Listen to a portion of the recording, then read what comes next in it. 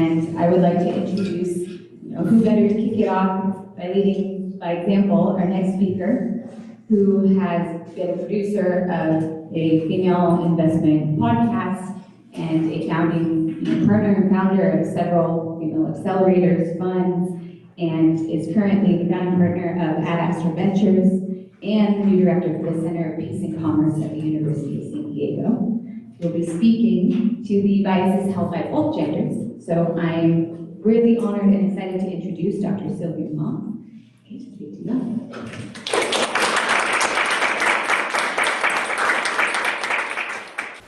Do I need to have the microphone, or can Can you guys hear me like this, or do they need it for the? Annie's in the back and she seems it. Can you? Yeah, I'm not being an Italian. I'm super loud. I hear you very well. Perfect. Thank you. And it's control what? L. Perfect. So, welcome. This is so exciting to be here. Who in this room wants to sit at the venture table? Right? What side? Right? Both sides, right? Sometimes you're like, I want to be an entrepreneur, I want to make it super amazing, and I want to be that investor. Kind of what you talked about. Those entrepreneurs that really want to make a difference want to have a successful exit and actually sit on the other side. Right? So that's why I present first is that table. Envision that table. I have a TEDx talk about it, but envision that table that is full of diverse women and men, reaching across that table, making sure that you have those connections, saying hello, investing in each other. I always say to my investor friends, because they're all like, oh, due diligence, and let's have some coffee meetings. I'm like, put money down. Like if you want to really invest and you want to really make a difference and impact, put money down. Put some money down, 5,000, 10,000, ask for their minimum and do the minimum. And get involved and get that mentorship going. So that's kind of who I am. The hidden biases are amongst all of us. And I also in both genders. As was introduced, we started Ad Astra Ventures about 2 years ago, and one of my partners said I didn't even have one woman on my portfolio of companies. So she goes, I need to do something about it. So that's kind of what we did to create this. And we really focus on making sure that we get to gender parity. Okay, gender parity for us is that get to even moment of 50% representation of women investors and 50% representation of entrepreneurs receiving capital that are women, right? We want that, for sure. We want to go over that. When I started my TEDx talk, like coaching, the gentleman that was coaching me said, you'll never get there. I said, watch me, right? So what you get, right? No, that's what he said. I'm like, no way, watch me, I'm going to talk about it and we're going to get there. Well, you're not going to do that. I'm like, oh, I'm going to do it. And there's going to be ladies like these ladies in this room, amen, right? That are going to help. No matter if we mentor, no matter if we invest, no matter if whatever we do, we will get to gender parity, okay? But that is both sides of the venture table. But what is it now? Right now, we have about 24% of angel investors who are women.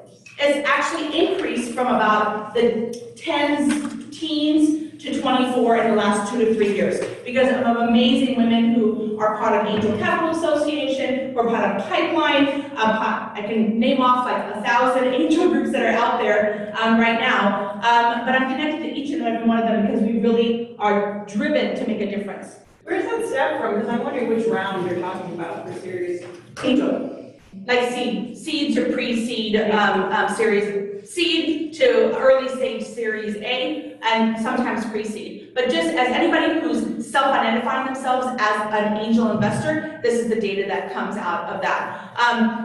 I can go on and on about data because I'm a scientist too, so I'm a recovering scientist. It is very hard to actually get the data from angel investors. Because you don't report it. So I wondered if it was like Pipeline Angels or where it's coming from. That's coming from mostly the Angel Capital Association. They have the American Angel Report, also Halo Report also had that about like 2 years ago to a year ago. And then there's other reports that are coming out there that it's increased to about 26, 28. So you'll see Forbes writers talking about that there's an increase. So there's a lot of data out there, but really this is the one that is the one that has the most amount of data behind it. But lo and behold, only 22% of female founders receiving capital are women.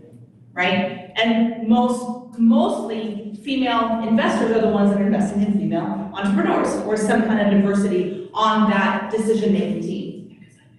But it gets worse. In the VC round, which is Series A and above, five. Okay, that's like ridiculous. 5% of VC funding goes to women. We need to change that. So the more of the pipeline that we can create more angel investors who become successful, who might create a VC fund or something like that, that's how we're going to change that. And because I'm an investor in female-led businesses and people of color, this statistic hurts me to the core. 1% of founders of color get VC funding.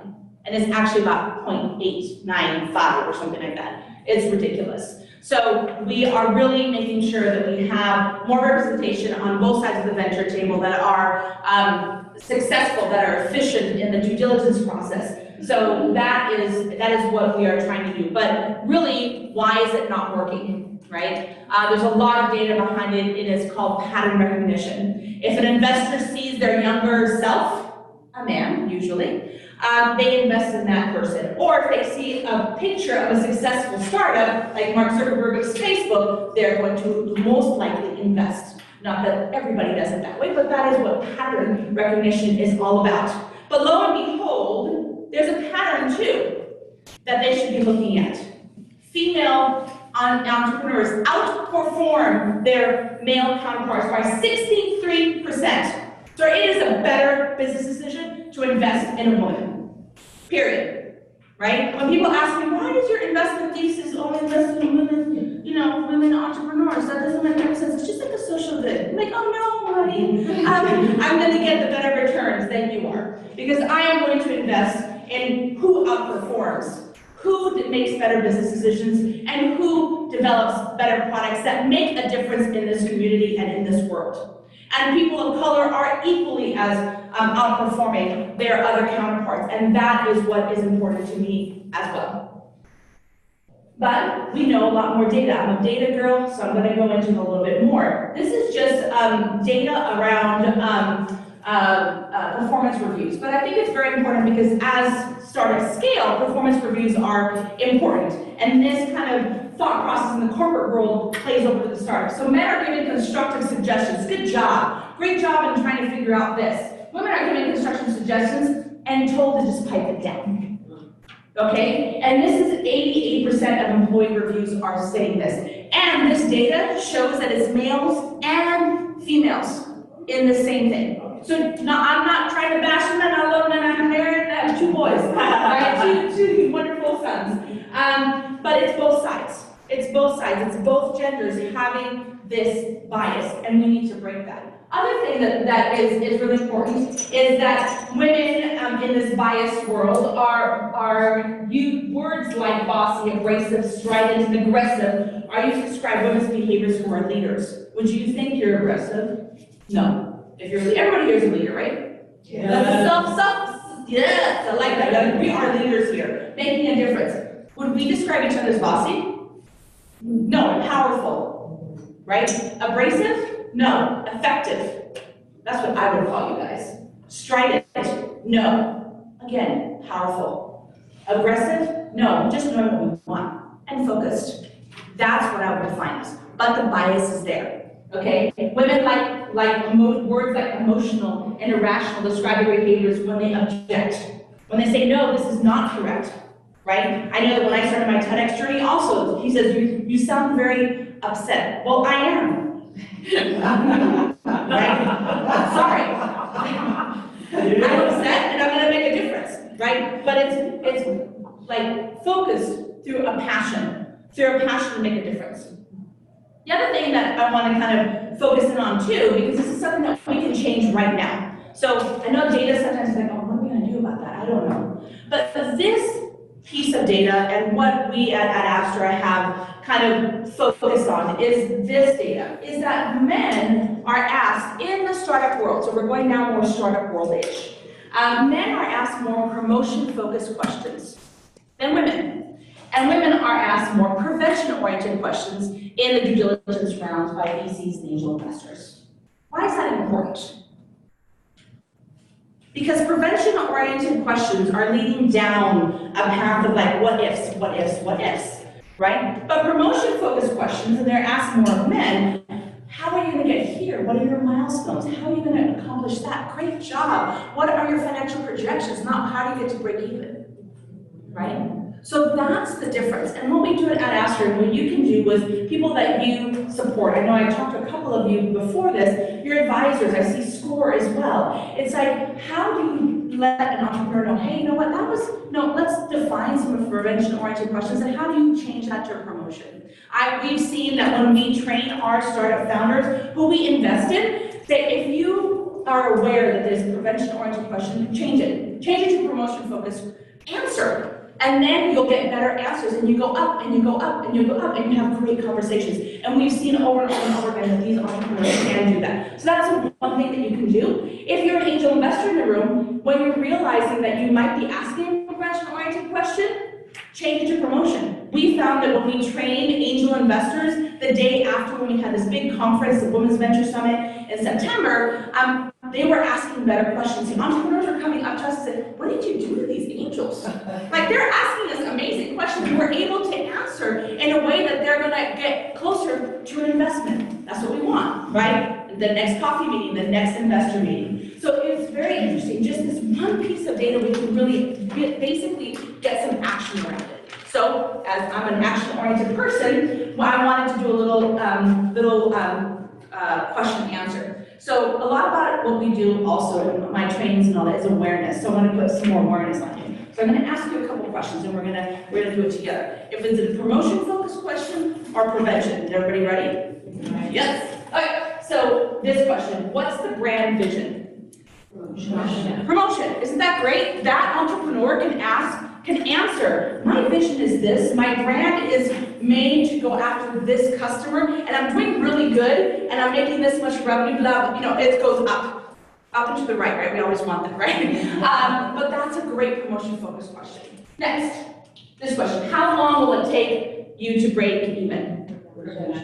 Prevention. Right? So what is that entrepreneur going to respond? Well, break even's going to be in a year, and these are the things that are going to get us there, but maybe not. But if you ask a different kind of question, what are your financial projections in the next 2 years? Right? Then they can answer, hey, we are going to obtain these customers to get to this level of revenue, we can grow. You see, that is great. That's a promotion-focused answer. This one: what major milestones are you targeting for this next year?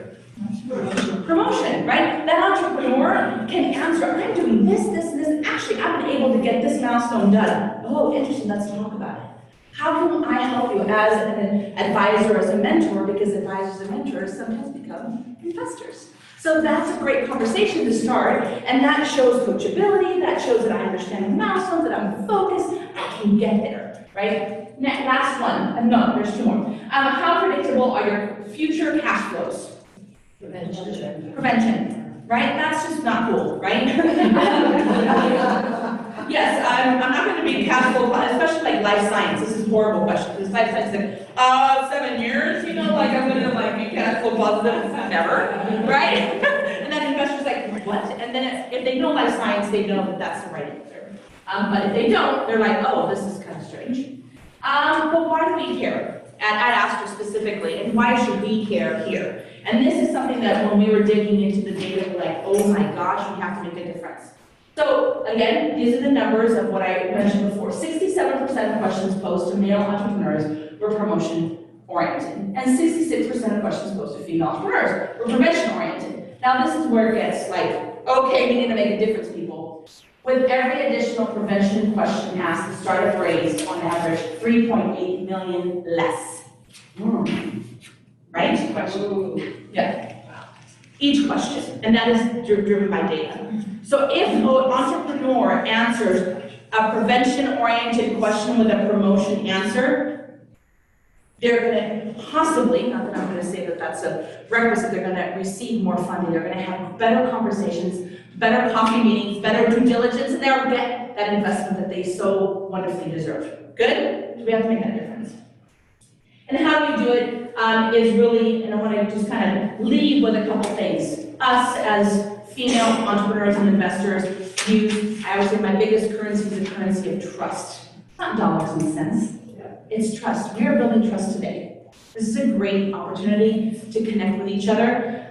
So I always say trust for me is about tremendous reciprocity between you and us, with sincerity and transparency, genuine conversations, genuine collaborations that build community here in Nevada. I'm from California, across the United States and globally. This is the currency that we most value as entrepreneurs and investors, correct? It's something that we don't talk about that much. Yeah. So if they're asking us a prevention question, do we want to get a Promotion answer. The interesting thing is that awareness piece, that's why I did that little thing of like just a couple questions to check what you guys thought, because it's really the awareness of, oh my gosh, I'm going down this path. And some entrepreneurs are like, oh my gosh, it got like this. No, you can quickly turn that around and say, okay, how can I answer it in a way that I'm going here? Or answer the question of not cash flow, of saying, okay, can I go into my financial projections with you if they've asked that? So you can counter with a question, or you can counter with a comment, or something like that. So, but those are the things that it's hard to do it when you're in the moment, but that awareness piece is like, oh, yeah, we do investor simulations in our accelerators for investors and entrepreneurs, and we say, you know what, these 3 or 4 questions that you asked were actually prevention. And they're like, oh my gosh, yes, they were, because you don't realize it sometimes. So I would say I would challenge you the next meeting that you have as a mentor or an advisor, or if you're having an investor meeting, or even just with your friends, if you kind of think about, oh, am I asking a prevention question of my friend or my colleague? Oh, how can I switch that? And have that conversation. Why not? Right? And I think that leads to why are we so great at building communities, especially startup communities in Nevada or California, is that we are relational. We're not transactional. None of them are transactional. We're more relational. We have to use that as a positive. Right? You always say, oh, women are, kumbaya people. No, we're not. We're about power. We're collaborative. We seek balance. We're intentional. We're empathetic. Empathy is a power tool. It is not something to be diminished. We are impact-driven. Right? It's not something that we're like, oh, we're off philanthropists. No, it's impact-driven. How is this product going to make a difference? And that's how you can better talk to the customer. Right? So it's very interesting in sales and all that. Anyways, and also community-minded. We are building community together. So without further ado, I just want to say thank you. This is our team at Ad Astra. That is myself, Allison, and Vidya. We've done it for the last 2 years, and we are just thrilled to be able to really take the data that we so love to talk about and research, and really convert that into an accelerator, into workshops, into talks like this, to kind of get people aware that it is about bias, but how do we neutralize it one by one at every conversation. So thank you for having me.